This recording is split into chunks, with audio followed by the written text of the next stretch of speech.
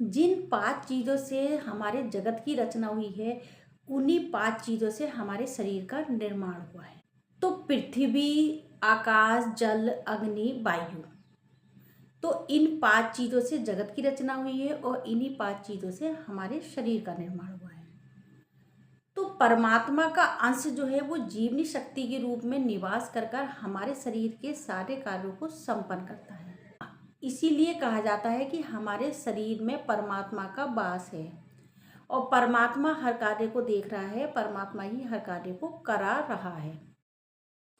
ये बात तो कुछ लोगों को मालूम होगी और कुछ लोगों को मालूम नहीं होगी कि जब व्यक्ति जन्म लेता है तो वो जीवनी शक्ति का एक निश्चित फंड या पूंजी लेकर पैदा होता है। तो उसे ना तो घटाया जा सकता है और ना ही उसे बढ़ाया जा सकता है। तो धीरे धीरे पूंजी जो है वो हमारी खत्म होने लगती है और एक ऐसा समय आता है कि बिल्कुल समाप्त हो जाती है और इंसान की मृत्यु हो जाती है। ये बात हमें मालूम होना चाहिए कि अगर हम कंजूसी से खर्च करते हैं और अपनी हर बात पर ध्यान रखते हैं, कैसे खर्च करना है, किस तरीके से खर्च करना है, संयम बरतते हैं, जैसे कि योग के 8 नियम है, यम, नियम, आसन, प्राणायाम, पित्ताचार, धारणा, ध्यान, समाधि। अगर हम इसका प्रयोग करते हैं तो हम इसकी पूंजी को कुछ हद तक बढ़ा सकते हैं, खर्च करने की शक्ति को सीमित कर सकते हैं। तो आज मैं इन्हीं पॉइंटों पे प्रकाश डालूंगी। आप सोच रहे होंगे कि हमें इन चीज़ों को समझने की क्या ज़रूरत है। बिल्कुल हमें समझने की ज़रूरत है, क्योंकि हमारा शरीर जो है वो 5 तत्वों से मिलकर बना है और इन 5 चीज़ों को समझना बहुत ज़्यादा ज़रूरी है। तो नमस्कार, मैं डॉक्टर ममता शर्मा, आरोग्यम प्राकृति दर्पण से। आज मैं आपको कुछ पॉइंट ऐसे बताऊंगी जिसका हम प्रयोग करके और संयम बरत कर अपनी शक्ति को बे होने से रोक सकते हैं। तो स्टार्ट करती हूँ वीडियो आपके साथ। भोजन करते समय 1/4 भाग आकाश तत्व के लिए खाली रखें ताकि वायु शरीर के अंदर बाहर जा सके और पेट को सिकुड़ने फैलने की क्षमता भी बनी रहे। भोजन करते समय इस बात का जरूर ध्यान रखें कि 2 भाग जो है वो भोजन और 1 भाग जो है वो पानी के लिए, चौथाई भाग जो है वो वायु के लिए जरूर रखें, जिससे कि हमारे शरीर की वायु ठीक बनी रहे। अगर हम भोजन बहुत ठूस ठूस कर लेते हैं और आकाश तत्व के लिए जो है वो जगह नहीं छोड़ते हैं तो वायु अच्छे से नहीं घूम पाती है। कहने का मतलब ये है कि अगर हमने किसी चीज़ में खूब टाइट करके भोजन भर दिया या कोई चीज़ भी टाइट करके भर दी और उसमें कोई भी रिक्त स्थान ना छोड़ा तो वो कैसे घूमेगा। तो वो धीरे धीरे घुटन होने लगेगी, घबराहट होने लगेगी, गैस बनने लगेगी। ये सारे कारण होते हैं। तो इसीलिए आकाश तत्व के लिए इस स्थान को जरूर छोड़ें। तो कम से कम कपड़ों का प्रयोग करें जिससे कि आकाश तत्व हमारे शरीर को मिलता रहे। और कभी कभी घरों से बाहर निकलकर भी ताजी शुद्ध वायु ले, जिससे कि आकाश तत्व हमारे शरीर को भरपूर मात्रा में मिल जाए। जिन लोगों को आकाश तत्व भरपूर मात्रा में नहीं मिलता है वो लोग भी बीमार हो जाते हैं। तो हमारे शरीर में ऑक्सीजन का स्तर जो है वो कम हो जाता है। तो ऑक्सीजन हमारे शरीर में भरपूर मात्रा में बनी रहे, इसके लिए कभी कभी सुबह सुबह मॉर्निंग वॉक करना चाहिए। अगर सुबह सुबह टाइम नहीं मिले तो शाम के समय जरूर घूमना चाहिए, जिससे कि आकाश तत्व हमारे शरीर को भरपूर मात्रा में मिल जाए। जिन लोगों को आकाश तत्व भरपूर मात्रा में नहीं मिलता है वो लोग भी बीमार हो जाते हैं। तो क्योंकि उसमें ऑक्सीजन का स्तर कम हो जाता है। आकाश तत्व प्राप्त करने का सर्वोत्तम साधन है उपवास। उपवास के समय जीवनी शक्ति पाचन क्रिया से मुक्त होकर शरीर के विकार को बाहर निकालने लगती है। इसीलिए सप्ताह में 1 दिन जल पर, फल पर या जूस पर या सब्जी पर या सब्जी जूस पर रहने का नियम बनाएं। तो फ्रेंड, सप्ताह में 1 दिन व्रत रखना आकाश तत्व को प्राप्त करने का सर्वोत्तम साधन है। अगर हम सप्ताह में 1 दिन व्रत रखते हैं तो हमारे शरीर को भरपूर मात्रा में आकाश तत्व मिल जाता है और हमारे शरीर का रक्त शुद्ध होने लगता है और हमारे शरीर के विकार जो है वो दूर होते हैं। तो आप चाहे संडे रख लें, मंडे रख लें, ट्यूसडे रख लें, किसी भी दिन व्रत रख लें जिस दिन आपको अच्छा लगे।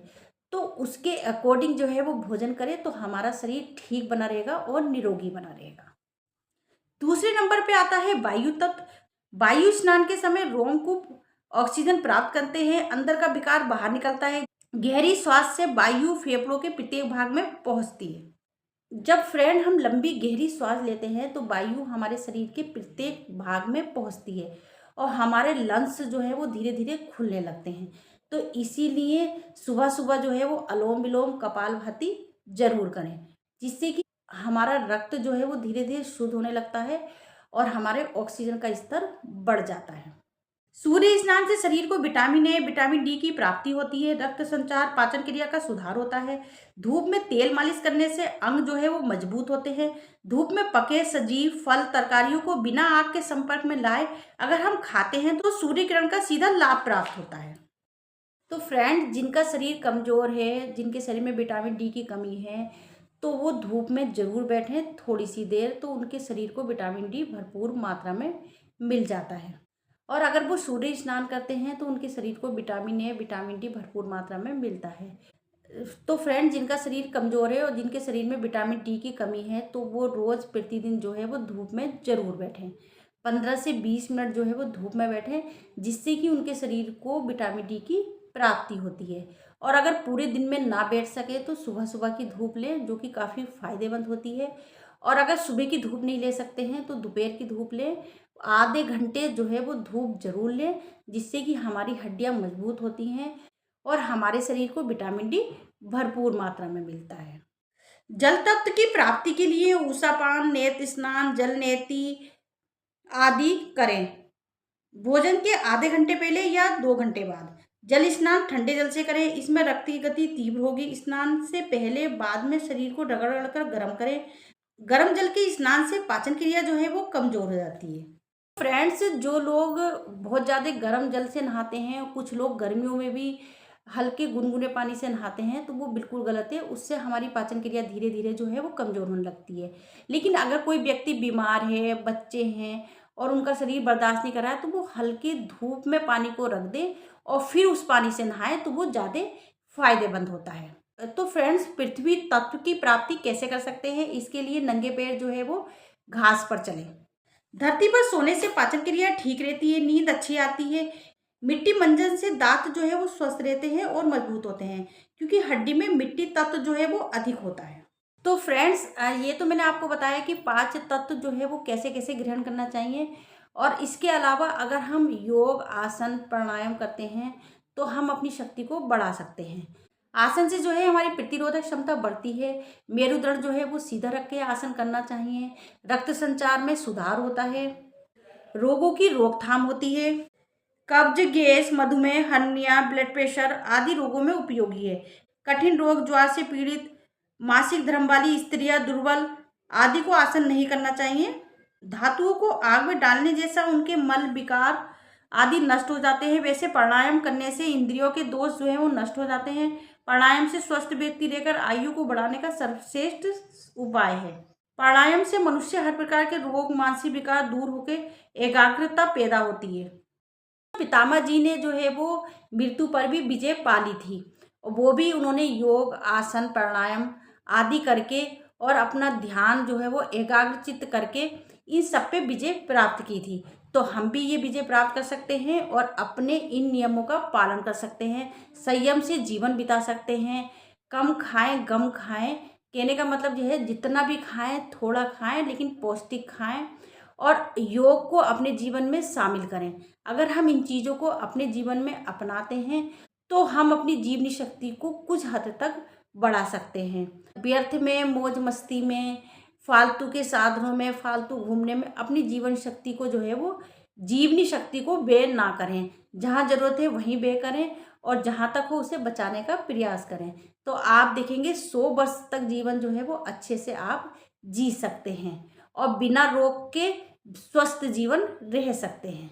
अगर हम खाने में भी संयम बरतते हैं, संतुलित भोजन करते हैं, तो हम अपनी जीवनी शक्ति को काफ़ी हद तक बढ़ा सकते हैं। तो इन छोटे छोटे नियमों को अपनाकर अपनी जीवनी शक्ति को बढ़ा सकते हैं। तो आई होप आपको ये वीडियो समझ में आ गई होगी। मिलती हूँ एक नए टॉपिक के साथ। जब तक कि स्वस्थ रहिएगा, निरोग रहिएगा और अपनी जीवनी शक्ति को जरूर बढ़ाइएगा। और अपनी जीवनी शक्ति को जरूर बढ़ाइएगा अगर हम 100 वर्ष तक जीना चाहते हैं, और व्यर्थ में अपनी श्वासों को खत्म मत करिएगा। तो मिलती हूँ एक नए टॉपिक के साथ। जब तक कि स्वस्थ रहिएगा, निरोग रहिएगा। सभी को नमस्कार।